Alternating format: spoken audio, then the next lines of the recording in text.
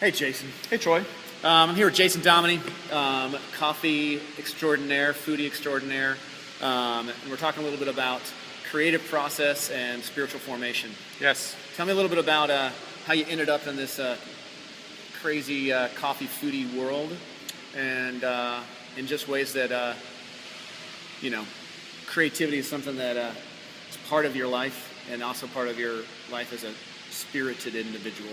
So I got into coffee 16 years ago to help build community on a college campus that didn't have community. And ever since then, I've kind of made community kind of my goal and my focus on how I used coffee to engage people and engage conversation, to connect community, to create that kind of situation.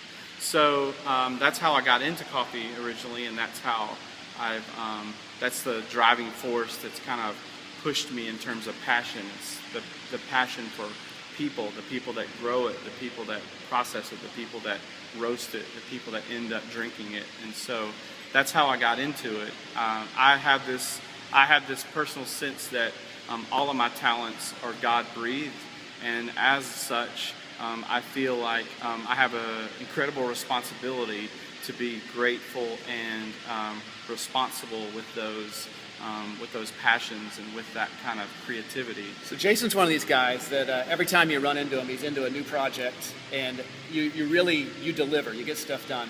What is that like to commit to something and be kind of have your neck on the line for a project, and that moving from that kind of brainstorm stage to ship?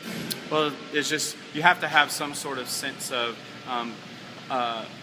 believing in failure and believing in success from the failure, because not everything that you do is going to be successful, but you have to be successful at learning from those failures and then taking that information and using it the next time that you commit to something so that it becomes a success. Cool.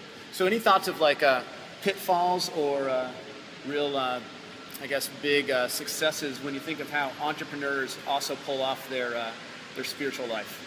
Yeah, well, I think understanding that ultimately all of my abilities and all of my strengths don't come from me gives me strength, and it gives me hope, and it reminds me that there are skills that I have that, again, I believe are God-given strengths and abilities, and that gives me freedom to try things, to do things that most people wouldn't normally dare. Most people wouldn't normally commit to doing things.